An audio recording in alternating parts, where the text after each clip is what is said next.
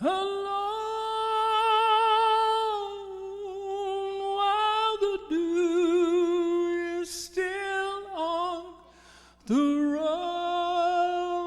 roses, and the voice I hear falling on my ears is the sound of God disclosing, and He walks with me and He talks with me, and He tells me I am His own, and the joy we share as we tarry there, none other has ever known.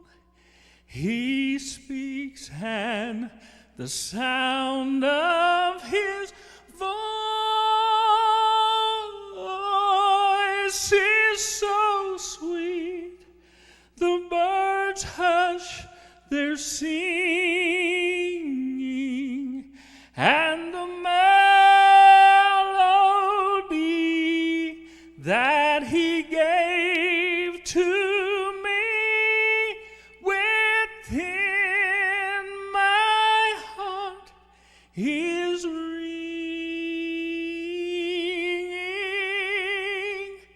and He walks with me and He talks with me, and He tells me I am His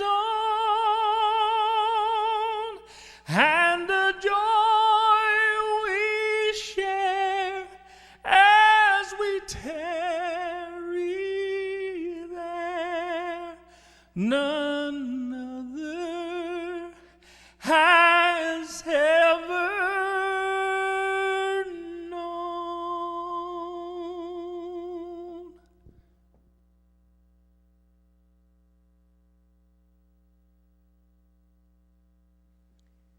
Would you please bow with me in prayer? Father, we come to you today with broken hearts. It's never easy when someone we care so deeply for, someone we love, someone that has brought so much to our lives steps out of our presence. At times we're at a loss for words, and if we're honest, we don't like this at all. But Lord, we trust you. We trust that today can be a celebration because Tonya knew something that was so deep, that was so real, that it meant she'd never have to die. Thank you that we come here today mourning, but not as those who don't have hope, because we have the hope of seeing her again. Hope in you. She may have stepped into that garden alone, but we know that you met her there immediately, where you'll meet all of us who die in you. So, Lord, today I'm grateful that I'm not at a funeral for my sister. I'm at a homegoing celebration. And as we celebrate her life, I pray that we not only celebrate her, but you, the one who made her, gave her to us, and now takes care of her throughout eternity. Bless this service, bless our family, and bless all who have come to show their love and support. For it's in Jesus' precious and holy name we pray. I want to thank you all on behalf of the family. I know that our phones have been blowing up. So many of you have reached out and said, praying for you, here for you if you need anything. So many have brought food that Kevin's house is now a restaurant, and I'll be over later. So many of you have been praying. So many of you are here, and we are grateful for that. We're grateful for all your love and support. I'm going to beg you on behalf of Kevin and these girls, our family, please keep it up. when it strikes so close to home, you find out how precious your church family and extended family and community really are. It's easier for us to go through this. It's easier for them to go through this because they know they don't do it alone. Not only does God walk with them, but you have proven to them that you will too. May God bless all of you for it. So thank you on behalf of the family for all that you have done and all that you will do. We are at a celebration today. I'm hoping that I can keep my composure so that it seems like that at all times, but regardless of what you see up here, understand that I am here to celebrate my sister. Now, many of you said, I didn't know he had a sister. She was technically my first cousin, but after 48 years of being neighbors and best friends and driving each other crazy, I get the privilege of calling her my sister. And so today, as we do this, we celebrate. So I hope you didn't come to a funeral. I didn't come to tell her goodbye. I came to celebrate the fact that I just get to say, I'll see you in a little while. So thank you for being here. To be honest, I cannot even wrap my head around the reality of today, as I always assumed that Tonya would be seeing me off into eternity rather than the other way around. She's younger than me by about 3 years, but she was always in charge. And I can just only imagine what's going on right now as she is in perfection, saying, I beat you at one more thing. But today just seems so crazy, so surreal. Most of the time I'm okay because I convince myself that it's not real. And I know a lot of you are going through those emotions where you're just like, nah, I'll wake up in a little while. But this is the reality. Tonya's not with us. But we will be able to be with Tonya again. So stay tuned to figure that part out. I was privileged to do life with this girl for nearly 50 years. Hard to say that because that tells you how old I am. 51 years. I met her at about 2.5 and have known so much about her, and we've done all the big things in life together. And I just won't be able to lie to you today and say we're not brokenhearted, but I can't deny that Tonya wanted this to be a specific thing. I've said it 3 or 4 times already. Tonya specifically said, this day for me better be a celebration. We're going to do that part and get it right. But we are messing up with one thing. She didn't want a big fuss made over her. This is a big fuss. But you know, it's better to have asked for forgiveness when I get to glory than to have asked her permission, because we were going to make a big deal out of it no matter what. That life that she lived with us here for 48 years wasn't enough. Just wasn't enough. I'd give everything I own for 5 more minutes. But I'm so grateful. And so are you. You're here because you got a lot of memories of her too. Or you love the people who do. For me personally, and I'm not going to make this about me, but I have to share some personal memories. I have the obligation today of sharing some embarrassing stories, because that's just what we did to each other throughout our lives. My problem came in when I was trying to think about how do I pick a few things to share. Just a few things in a short time. Y'all don't want to sit here forever. This is hard. But I had to think of a few things, and I got to thinking, man, every single big event of our lives, every single one, we were there making memories together. And even in the mundane daily things, we were right there together. So trying to determine what to share with you was tough. And you're going to say, and he picked those things? Yeah, I did. I picked certain things because they spoke to me about our relationship, but her relationship with others too. We spent every one of our days together as kids. My grandparents lived right here. Tonya and Uncle Noel and her family lived right here. We lived right here. So we had this little triangle going. And in the summer times, we spent every moment romping through the woods, playing in the creek, beating each other up with sticks, trying to figure out what in the world we could do to enjoy those woods, me and Tonya and Tracy. We did that every day, and we didn't come in until they made us. We didn't care if we ate or not. We wanted to play. And we spent all our days together doing that. And then we would play kickball. Whenever we weren't in the woods, we would play kickball. We kicked the ball enough times to kick it around planet Earth. Just the truth of it. And our games always ended in a very specific fashion, and Tracy can hold me to this. it would always end with some play where Tonya thought she was safe and we, as the two boys, thought she was out. If you met Tonya, you know that she had this spirit about her.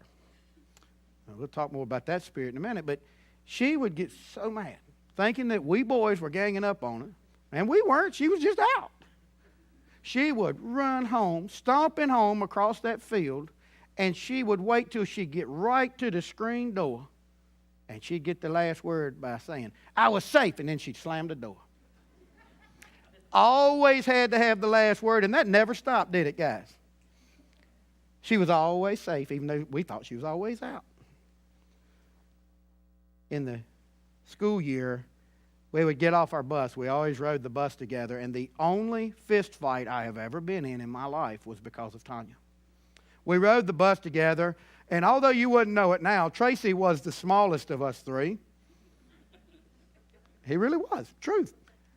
Tonya was sort of the next, and I was actually the biggest for a while. That didn't last long, but anyway, I felt like I needed to look after her. She was my little sister. Tracy was my little brother. And I hate to mention somebody's name here, but it's just the reality of it. This fella named James, who was about 6 foot tall in kindergarten, picked on us. He did. Now, that's a bit of an exaggeration, but he was at least 6 feet tall by the time we hit junior high school.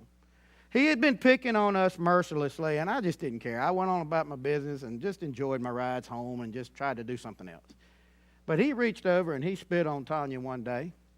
And I'm here to tell you, I was probably 4 foot something, and if I turned sideways, you wouldn't even see me. But I went off that bus step in his own front yard, and I went to him. I was swinging so fast, they said they couldn't even see my fists of fury.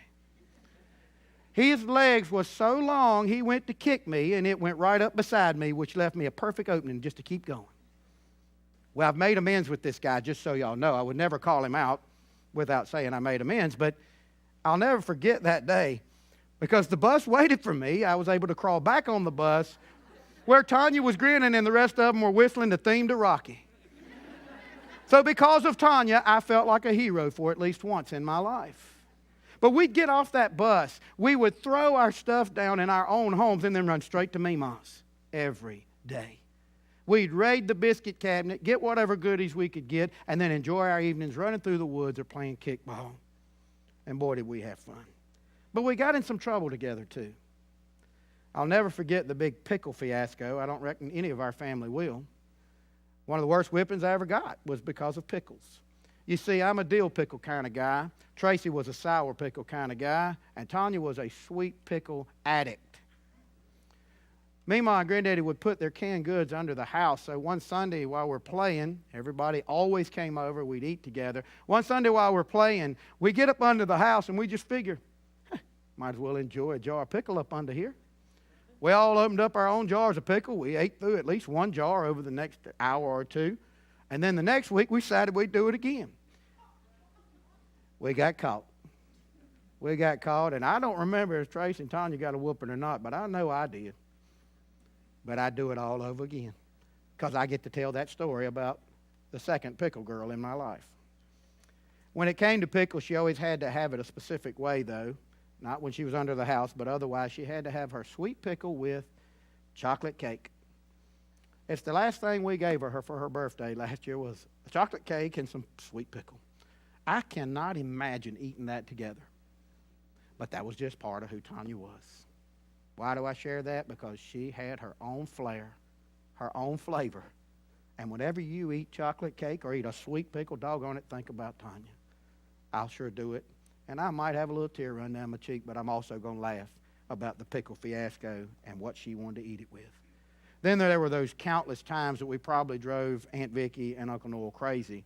I don't know why y'all bought it for her, but they bought her this huge stereo system. Mine was a little boom box. Tonya had the real deal. Huge white speakers, and man, they would jam. Tonya would get that disco music playing, and we would have a ball listening to that music.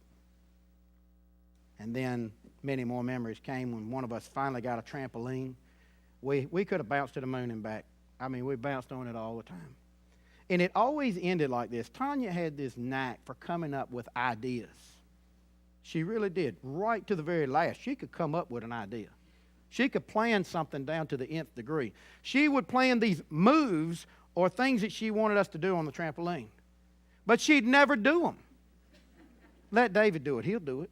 And it always ended with David stuck in the springs again. If you only knew the times I got pinched because of Tonya on those doggone springs. And then there were times where we just wore the road out, burning up the pavement. Whether we were double dating, hanging out, or just running back and forth to go somewhere to eat. What I'm trying to tell you, she was my sister in every possible way, even down to driving each other crazy. If anybody could drive each other crazy, she could drive me there, and I could get her there pretty quick too. But I loved her. And I enjoyed doing life together with her as family, as a friend, and as a neighbor all our lives. First half of our lives, we were neighbors because our family lived next to each other. Second half of our lives, we were neighbors by choice. So we could be together and our families could grow up together as we had. And it's been neat to watch that with her girls and my boys because they are, just like us, brothers and sisters. Y'all drive each other crazy too, don't you? But that's just who she was to me. And it ain't about me. I just want you to get an idea of this girl from my personal point of view. She was so much more. She was a daughter. She was a sister. She was a wife. She was a mother. She was a friend. And she was so many other things. And whatever hat she wore it well. She really did. As a daughter, she was a daddy's girl. We can't escape it no matter how we want to. She was a daddy's girl. And she loved my Uncle Noel so very much. But no doubt, she loved you too, Aunt Vicki. She wanted you guys happy and taken care of. And y'all probably drove each other crazy sometimes too. But it's because you were so doggone much alike. She loved you. She loved you so much. She changed, when she got married, she said, I'm not going to be a Phelps. And I'm like, well, how's Kevin with this? I'm like, what are you going to be? She said, I'm going to be a Chambers Phelps. I said, oh. You're going to be one of them highfalutin people with a hyphenated name. But I want to tell you this in front of everybody. That had nothing to do with the fact that she didn't give her whole heart to Kevin, because she did. It wasn't anything to do with her being ashamed of being a Phelps. She just loved her daddy so much, she was determined to carry that name into the rest of her life, which she did. So if you didn't know that, this girl was Tonya Chambers Phelps, hyphenated. But that's how much she loved her daddy. And I'll tell you, I'll never forget watching her through the years, even up into her adulthood, loving up to Uncle Noel to get whatever she wanted. And seeing the love in his eyes as he delivered. Uncle Noel's always been a quiet man. When he speaks, it's worth hearing because he doesn't just throw a bunch of words around. But his love for his little girl was always, always evident. His patience was on display when I was a young man. Gave me one of the greatest shows of my life. His relationship with Tonya was special, and he showed his patience and love for her because he had gotten her this car. It was, I think, an EXP. I mean, what is an EXP? I don't know. It was an EXP. It was a little bitty thing, and if I'm right, it was pumpkin orange. And it was straight drive. Uncle Noel puts Tonya in that car, and he said, I'm going to teach you how to drive it. Well, me and Daddy pull up a chair on the front porch out there because we thought this was going to be good, and it was better than we could have ever imagined. He'd say, now put it in gear, let off the clutch real easy. Find that pressure point. She put that thing in gear. Vroom. It would cut off every doggone time. And we watched them bounce up and down that road like one of these Latin American cars that's got all the switches on it. Hydraulics going all up and down the road. And I bet you they did that for an hour or more. Tonya screamed bloody murder several times. I quit. I want to go home. Uncle Noel said, no, we're going to keep at it. Just so patient. So patient. She eventually learned that thing, but she wouldn't have had it not been for your patience and love, Uncle Noel. And I know she was always grateful because she loved bragging. I can drive a straight drive. Not everybody can say that. She and Aunt Vicki were always so funny to me. Growing up, they were so much alike, they would drive each other batty, and it was just sort of funny. I hope this is all right, Aunt Vicki. I'm just telling the truth. I got a kick out of it. Whenever they'd start in on each other, I'd just sit down and enjoy. I thought, well, at least I ain't at home getting fussed at. I can watch this. But they were so much alike that they butted heads, and there was no doubt that beyond the button heads, they loved each other fervently, passionately, dearly. I won't forget, as long as I live, the time and the love that you spent on that prom dress of hers. You know where this story's headed. Tonya's going to the prom, so, gosh, nearly a year ahead of time, she picks out this pattern. And it wasn't just any pattern. You know, she wasn't like the normal girl, just go buy a prom dress somewhere. She said, Mom, I want you to make it. And this pattern had, 7 or 8 layers, sequins, puffs, gold chiffon. I'm not making this stuff up, y'all. It had all these layers of stuff, and she wanted Aunt Vicki to pull this off. So for months and months and months, Aunt Vicki's working on this dress. And we keep hearing about this dress. And if you go in their house, you're going to see parts of this dress. I mean, this was a big production, and so much went into it. Well, time for the prom came, and this dress was beautiful, looked complete to everybody else in the world, but apparently a sequin or two was missing. Aunt Vicki wasn't quite done, but it was perfectly ready to be used. And I'm telling you, you would have thought the Third World War had taken place. Tonya flares up over that thing, and I am telling the truth, as God is my witness, as I stand in his pulpit, I was in my Mima's house with the door closed, and I heard something. I go outside thinking some animal must have got run over or something. I get outside, and they're in their house with the door closed, and I can hear them going at it about that prom dress. But I'll tell you this, Tonya never looked so pretty and so dolled up until her wedding day as she did when she finally calmed down, put that dress on, and stepped out. She looked like something out of a magazine. And I can tell you this, even though you didn't know it then, she always respected and appreciated that labor of love and everything else you ever did for her, Aunt Vicki and Uncle Noel. And I have to say this, Aunt Vicki, how beautifully her heart showed. Aunt Vicki, how beautifully your heart showed when you looked at my Aunt Sandra when her children passed. And you said, I'll share my daughter with you. My Aunt Vicki did that for my Aunt Sandra. And so Tonya was blessed, as the rest of us kids were, to have another mama. And so, Aunt Sandra, I have to address you, if I'm being real today, and tell you she loved you like her second mama. And we know you loved her that way too, as you have loved all the rest of us. So she was a daughter extraordinaire. And I don't even know how to feel what you're feeling. And I pray that I never have to, but I can tell you, she knew you loved her, and you must know that she loved you. And this is just temporary, guys. Beyond that, she was also a wife. And it was a joy to watch Kevin finally snag her. You know how Kevin got her? Ultimately, it was his suave, debonair good looks, right? I don't know if y'all saw this slideshow, but Kevin, he was so skinny that when she brought him to Mima's the first time, we figured we got to adopt this guy or he's going to die.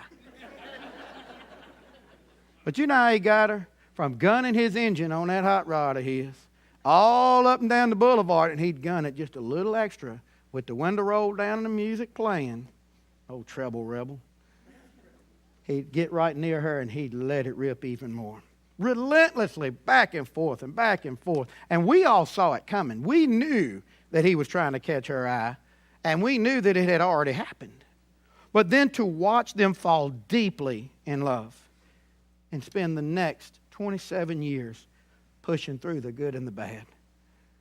Kevin, you are as much a part of this family as if you had born right into it. And you were perfect for Tonya. She believed that. And I know y'all drove each other crazy too. But there was never a doubt of the love. Watching them make millions and millions of memories. My first memories of them dating, I lived in the old building out behind my mom and dad's house. Building didn't have any heat in it. You'd wake up and see your breath in the midair. But all my buddies would come hang out on the weekends. And we'd go to bed probably about 1, 2 o'clock in the morning. And then we'd wake up and there was Kevin. Like, where did he come from? Well, it's confession time for you, Kevin, and I'm going to do it for you. I don't know if the statute of limitations is up, but here goes, Uncle Noel. When this man was dating your daughter, he would fall asleep at y'all's house. And right before Uncle Noel would get up and go to work, Aunt Vicky would come in now. You got about 5 minutes to get out of here, Kevin. He'd get in his car, he'd put it in neutral, coast down the driveway, crank it up and come to my house, lay down right beside me, and I'd wake up and there's Kevin. So I figured, well, he lived to see another day. You better be glad Uncle Noel never knew, buddy. He might forgive you now, I don't know. But watching you make your memories together, watching you enjoy life together, it was beautiful and it was funny at the same time. Watching you trying to figure out how to navigate your sassy bride, Tonya. We're going to talk about sassy again in a minute. Sunday after Sunday, our families would go while the kids were young. We'd eat together, and it was just clear she adored you, brother. And I beg you to hold on to the fact that I just shared with her parents. This is just temporary. You made a million memories together, but there are many more to be made. This is just temporary. And we as a family, we're here for you, brother, because you're one of us. Never doubt it. She was also a mother. She was a mother, and she loved her girls no matter what. They were so much alike. They loved to aggravate one another. I told you I lived right next to them, and I have heard some of the best arguments you've ever heard. And it would always be like, Tonya would be like, David can probably hear you. Victoria finally admitted yesterday, every time she said that, she was like, I don't care. She knew Uncle David would forgive, and he'd just pray for him. But I can tell you this, y'all might have fought sometimes like mamas and daughters do. But she would have fought the devil for you. I'll guarantee you that. And I can tell you, you are becoming the young women that she would have wanted you to be. Keep going. Keep going. Become that woman that she would be so proud of, both of you, and make a difference in this world as she did. She was so protective over those girls. We had gone with a bunch of youth from the church on the church van one day to Goodberry's. If you've ever been to Goodberry's, it is just a little slice of heaven. 90% fat-free, and it is 100% delicious. They don't call it ice cream, it's frozen custard, and it was just our thing. And so we had gone there with a bunch of the youth, and Victoria just loved the fountain. Now this fountain, keep in mind, is only about 18 inches deep, but it was filthy. So filthy that it was as dark as my suit. So if something fell in it, you probably weren't going to find it again. But it had all this money that had been thrown in it, and who knows what else. Probably old ice cream, just to let you know, Victoria. Her mama kept telling her, get away from that water. You know you can't swim. And I'm thinking it's 18 inches, Tonya. She doesn't have to swim. You just got to be able to grab her. But she's leaning over, and even walking across the top. She finally does the inevitable and falls into that murky, nasty water. And somehow, Victoria, you disappeared in 18 inches of water. And I got to tell you, it blew my mind. I thought we were going to have to commit Tonya, to be honest with you, because she just knew she done lost her Victoria. They finally get her out, sort of dry her off. Somebody gives her a shirt, and she's all good. And Tonya looks at Kevin. She said, let's go. Kevin, navigating his sassy bride, says, we're on the church bus. What do you want me to do? So protective over her girls. So protective. If y'all had ever told her you were going to the lake swimming, she'd have probably had a big old fit. And I'll never forget how you girls would work your mama on Sunday nights. These two and my boys, we'd be tired, ready to go home, knowing we had work the next day, knowing they had school the next day, and we'd go out to eat wherever. Tonya gets so mad because we'd all, no, wherever you want to go. You know how that goes. We'd finally get somewhere we'd eat, and we'd want to go home. Tonya would be tired, and them girls would start working her. Can we go to Target? Can we go to Target? You know where we always ended up? Target. And let me tell you how many times she wanted to go to Target. She loved shopping, but she didn't want to go on Sunday night. She wanted to go home, sit down, watch TV. But y'all always talked her into it. Okay, we'll go just Target, and then we're going home. You know what happened after that? Them girls started working her again. And you know where we'd end up? Goodberries. She would always gang up on Kevin with the girls to get the animals that they wanted. I'm going to confess for Tonya now, she's the one that wanted the animals. She'd just plant that little seed, get the girls to want it, and then she'd gang up on Kevin with them girls, and all the animals came. You'd think we had Noah's Ark in our neighborhood, because if they ain't got it, we do. And speaking of animals, I can't talk about Tonya Phelps without talking about her other daughter. I'm sorry, girls, but she had a third daughter, and her name was Pumpkin. If you saw that slideshow, that little bitty dog, that little curly-headed dog, she loved that dog so much. I say this a lot of times at services, but I swear I don't know if that dog knows it's not human. She spoiled that dog rotten. Every week, they take Pumpkin, her beloved, to the magic window. That's McDonald's drive-thru. That dog will get a cheeseburger, plain cheeseburger, and a vanilla ice cream cone. I'm like, I wish somebody would do that for me every Sunday. I'll take a cheeseburger too, and a vanilla ice cream cone. But I'll tell you, she loved that dog. When Tonya first got sick, went into remission, and she came home, we lined her driveway. We were all so excited to see her. Had a banner up and everything. It was awesome. It was a parade, really. And when they get home, I'm telling you, we thought that we were going to have to pick that dog up in pieces. That dog was so excited. So excited. I thought she was going to explode to see her mama. So I can't talk about Tonya without the dog. And y'all love on Pumpkin a little extra, because I'll tell you, they know. They know. And let her love on you, because you need it too. And there's that common bond of love you had.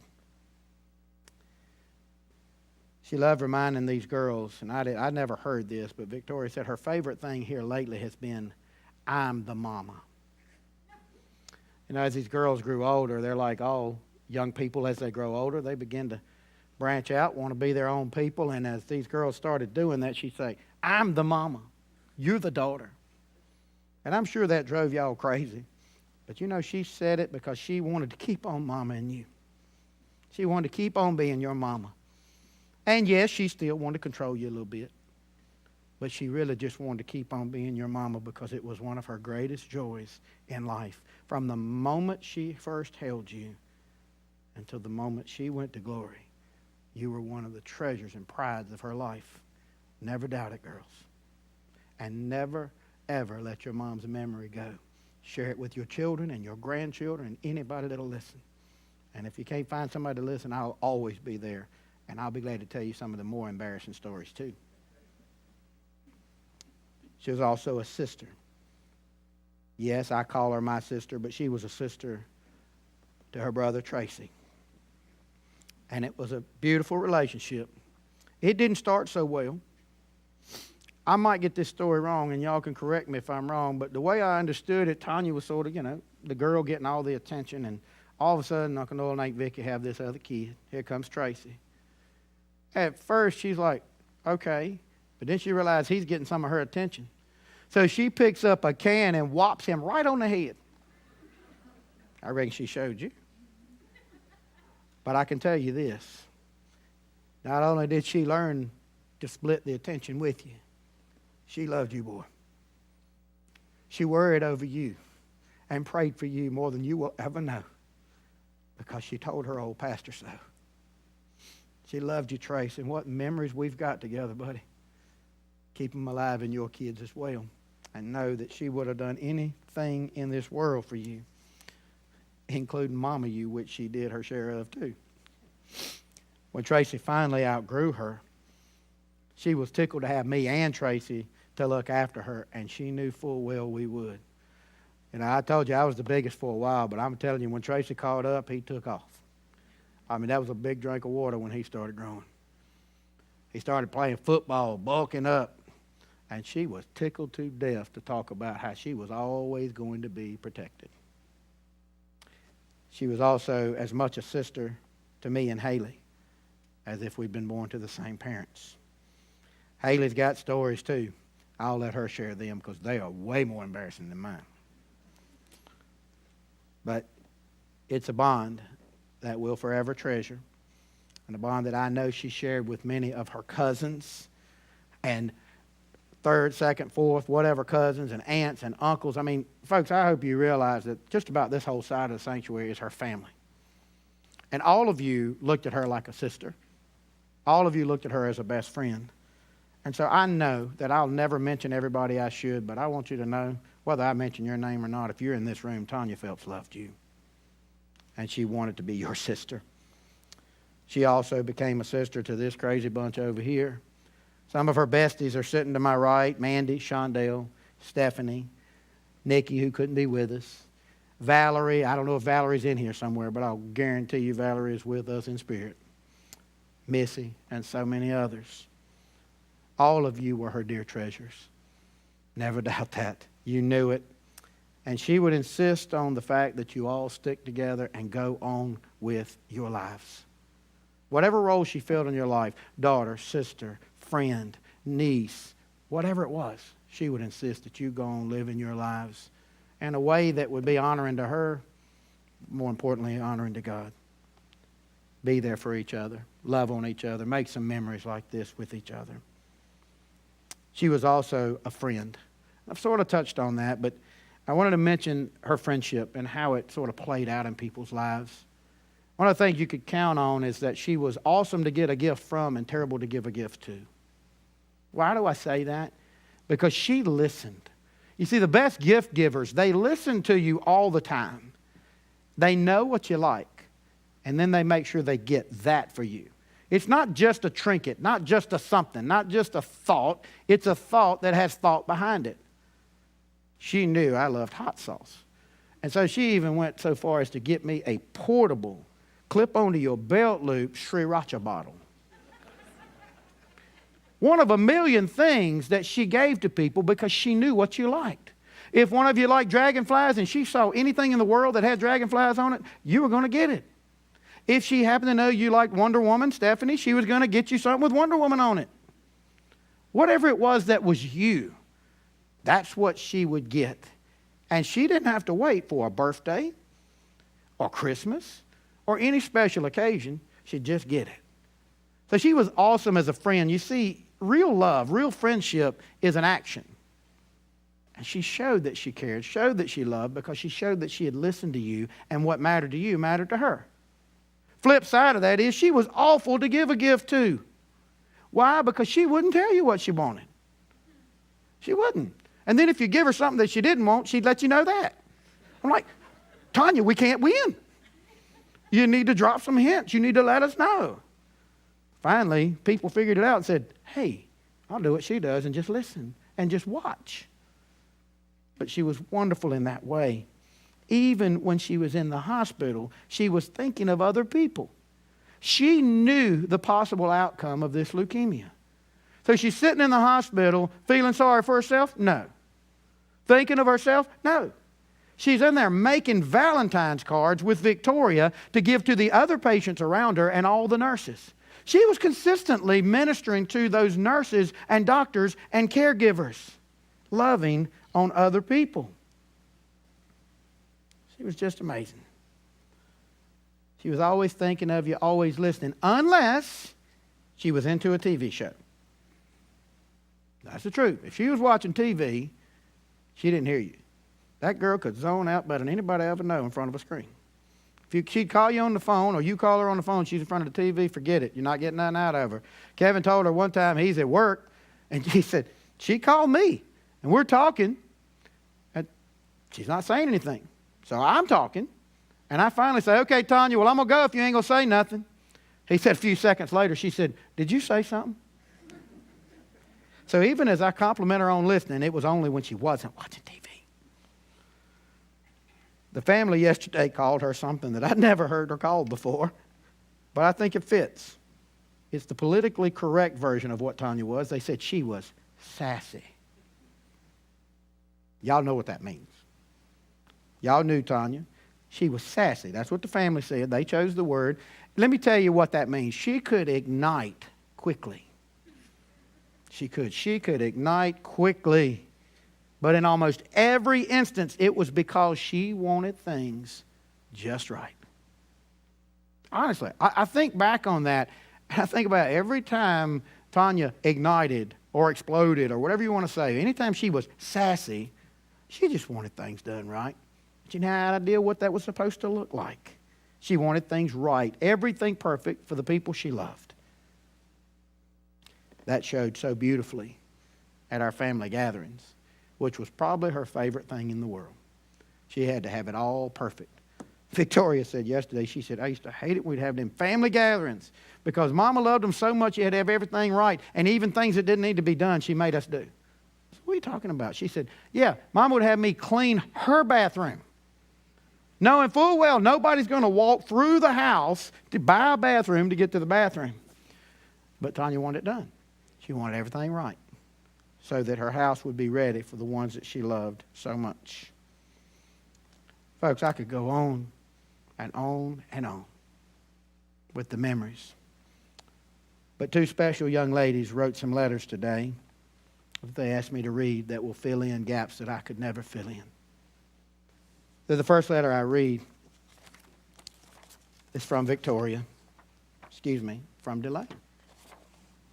Dear Mama, I've never been that good at communicating out loud, so I'm taking your advice and I'm writing things down. Looking at you today, it didn't feel real.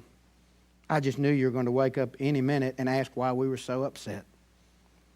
I know if you were here with us, you'd be mad that we're making a big fuss about you. You always went above and beyond for others, but you wouldn't allow others to do for you. As I grow into adulthood, I can only hope that I can become the woman that can stand next to the kind of person you were. Luckily, I know I'm surrounded by people whose lives you impacted, who will be there to guide me in the right direction. And while I won't be able to text or call you whenever I want, which you never spoke to her when you did, you just sat in silence like her, I will have what you taught me to become someone you will be proud of. Thank you for always loving me unconditionally. Mom, I want you to know I'm proud of Victoria. Even though she was there at the hospital taking care of you, she still called and texted to check in on me at school. She's becoming the woman you always knew she would be. And I don't want you to worry about me because I will always have a part of you in Victoria. Please don't worry about Daddy. Me and Victoria will take care of him for you. The love that I grew up seeing between the two of you has taught me not to settle in a relationship. Good for you. The love and devotion y'all shared will always stick with me. I am so proud of how hard you fought to be here with me, Victoria and Dad. I know you are in heaven rejoicing with Pa. We'll come see you soon. Love, your baby girl, Delane. As you compose yourself, I have a second one. Or maybe as I compose myself. From Victoria. Dear Mama, I have so many questions. What if I don't know how to do something in the kitchen? What if I can't find something in the house? What if I forget how to set up all the decoration for each holiday? How will I know what the story is behind all these antiques? How do I tell Pumpkin that you're not coming back home this time? And what am I going to do when I want to call and talk to you 15 times a day? How am I going to live without you? Mom, I am, and I will always be in awe of you. Only you could be so concerned about others when your life was so consumed with sickness and fear. When I asked you what your radiation treatments were like, all you could talk about was the little girl that you saw down there.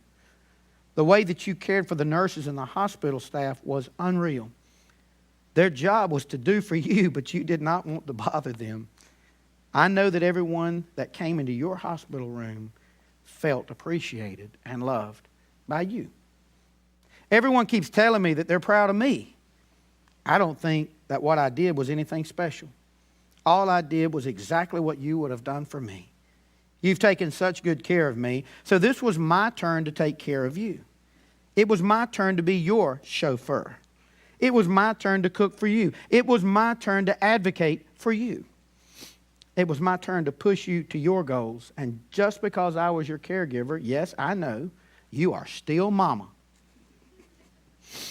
You never stopped being the best mom, even though you had every reason to be selfish. I feel like I need to head over to the hospital and sit with you right now. Those 12-hour visitations were just not enough. And I know that you could hear me, but I just wanted to tell you again, I am so extremely proud of you. You fought every single minute to be able to stay here with us, and I sure wanted you to. You were so determined, so strong, and so brave. And even when the doctor said that you only had an hour left here on earth, you made it too. I'm so grateful for every second that I got to spend with you. I'm going to miss your advice. I'm going to miss your laugh. I'm going to miss every single thing about you. But I promise that I will keep taking care of Punk Punk. And taking Punk Punk to the magic window to get a cheeseburger. I promise I will always be there for Delane. And I'm going to do all that I can to take care of my daddy. I'm going to work hard every day to make you proud. I want to be just like you when I grow up. Although I'll never be half the woman that you were. Yes, you will. You mean everything to me, and nothing will ever fill this void. I would give absolutely anything to take your place, even though I know you wouldn't let me. I'm going to miss you so bad, Mama. I love you. Victoria. Girls, I want you to know,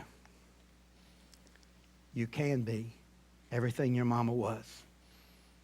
You share her blood, you share her spirit, and she taught you well. You will make her proud. Keep going. And like we told Kevin, we're all here for you. You just got to let us know how to serve. There was, and there will always only be one Tonya. And our world will never be the same because she was in it. And it'll never be the same because she's not in it. But I would dishonor her and risk her jumping all over me when I get to heaven one day if I ended her story here. If I ended here with who she was over the past 48 years, I'd never hear the end of it when I got to glory. So I want you to listen to this song that the girls chose as we shift our focus from celebrating who Tonya was to celebrating who she is.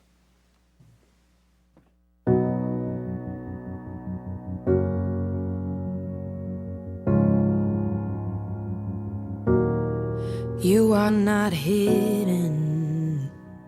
There's never been a moment you were forgotten. You are not hopeless. Though you have been broken, your innocence stolen. I hear you whisper underneath your breath. I hear your SOS, your SOS.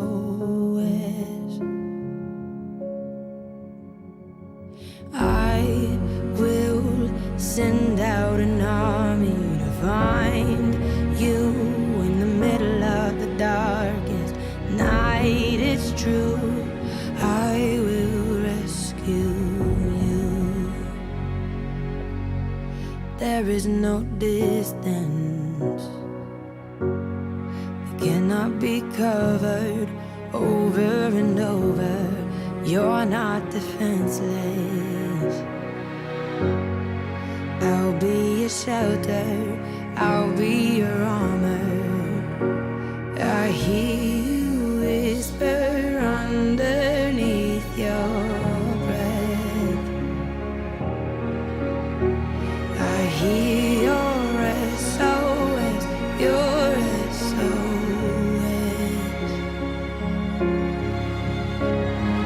I will send out an army to find you in the middle of the darkest night. It's true, I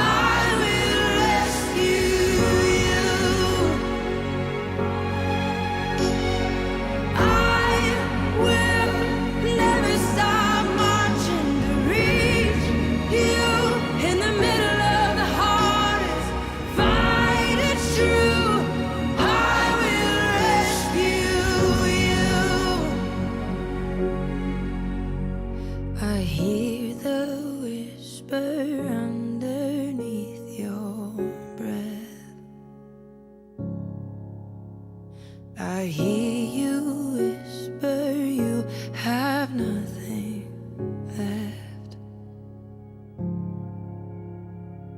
I will send out an army to find you in the middle of the darkest night. It's true, I will rescue you.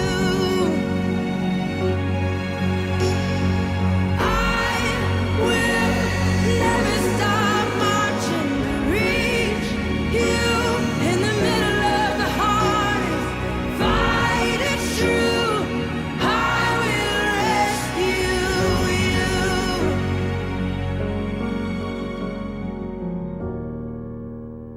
Oh, I will rescue you.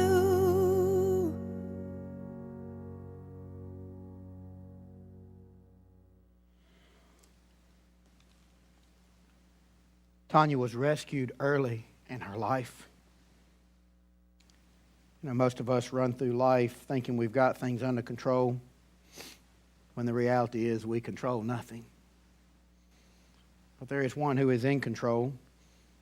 If we understand that, we are rescued from the things that we can't control. We were taught from our birth, by our parents, by our Mima, by Aunt Sandra and Uncle Larry, that there was a very real and loving Creator, that we didn't get here by accident, that we were created on purpose, and that God loved us.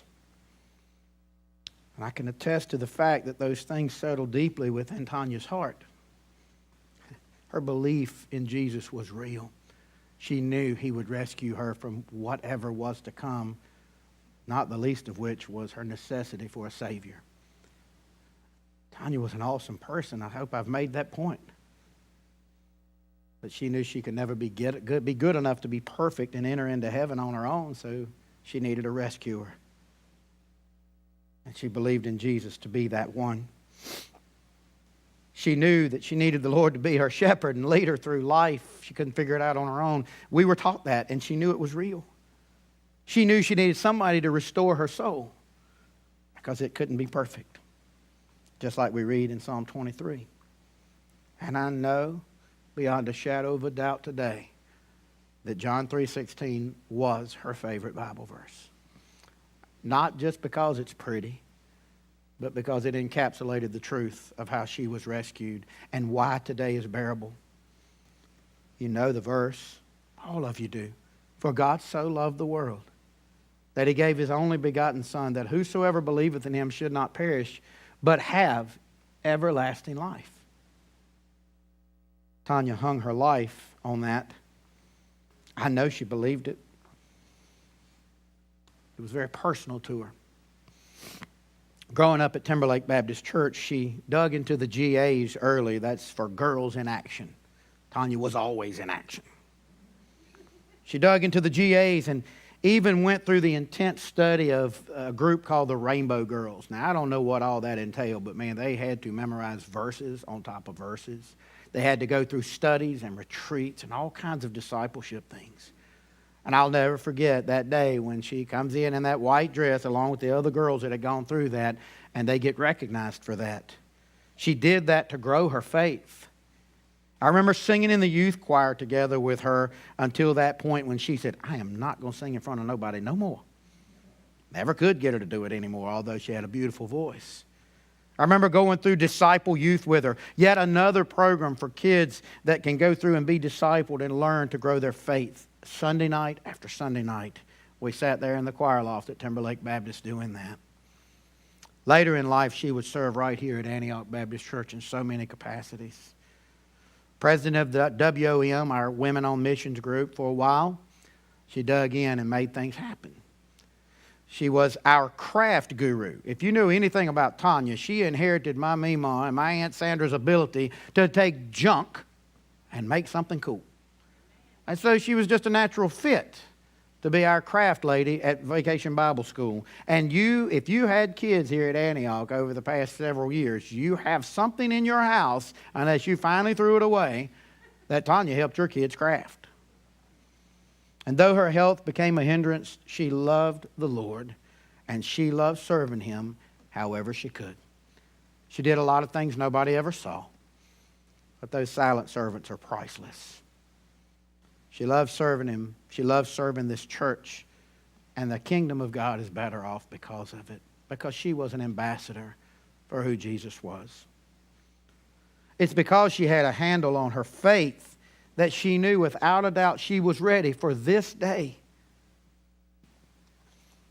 And I know she was ready to enter into heaven and enjoy a perfectly whole body without cancer, without sickness, without sorrow, without pain. Folks, I'll just be real with you. If I didn't believe this with all my heart, you'd have to pull me up out of a puddle right now. But I can tell you that I can celebrate knowing that at worst she's up there wagging her finger at me saying, ha ha, I beat you to me, ma and granddaddy.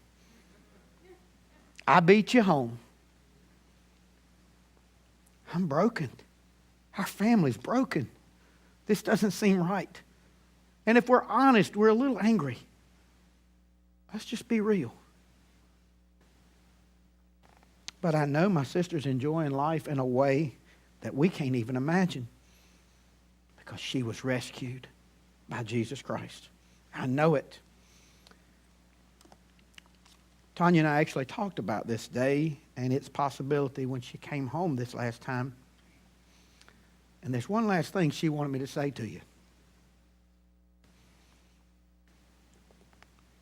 She said, don't be angry.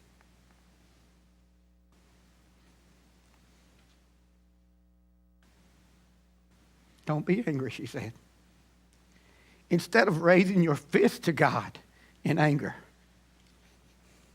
raise your hands to Him in acceptance so that I can see you again. Her words, not mine. So don't be angry. Don't raise your fist to God saying, I don't believe it, I don't like it, I hate this. Raise your hands in acceptance, because if you don't, you might not ever see her again. But if you do, I can just see that smile of hers saying, what took you so long? You see, I refused to tell my sister goodbye today. I told you that in the very beginning. I refused to do a funeral for Tonya Phelps. I'm saying, I'll see you later. Enjoy your permanent vacation. I'll be there after a while. But in the meantime, we have a job to do, folks. Love each other. Love each other and honor her in that way. We are a common thread in Tonya's life. And she would want every one of you to find a way to love one another and make this world a better place. Man, it's about time somebody did, because if we don't, it's just going to keep getting worse. So in Tonya's honor, I dare you to leave this place with a smile in your heart, even if there's a tear on your face, and say, I'm going to do my part to look after somebody else like she did, to make a difference like she did. Better yet, just decide to live for the Lord and glorify Him until we can be together with Him and her. I stand here today and I'm not breaking, because I know my sister, your daughter, your wife, your mother, your cousin, our friend, whatever she was to you, she's perfect now. She don't want you feeling sorry for her. It's she who should be feeling sorry for us until we get there. May God bless you all with the beautiful memories that Tonya leaves you, and with the peace that this is just temporary. Please stand in honor of the family.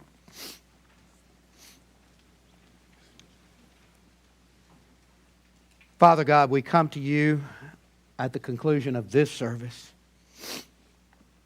begging you from the bottom of our hearts to give us strength and peace and joy in the midst of this impossible situation. And Lord, the only way we're going to get that is if we remember the truth that Tonya didn't die. She just changed addresses. She may not be within our reach now, but she is within our grasp when our time comes, if we belong to you like she did. So Lord, even though it's not easy, Help us not to raise our fists to you in anger, but to raise our hands to you in acceptance, begging you to be with us until we get there too. Lord, thank you that my sister is singing her eternal song louder than ever. Bless this family and give them peace. In Jesus' name I pray. Amen.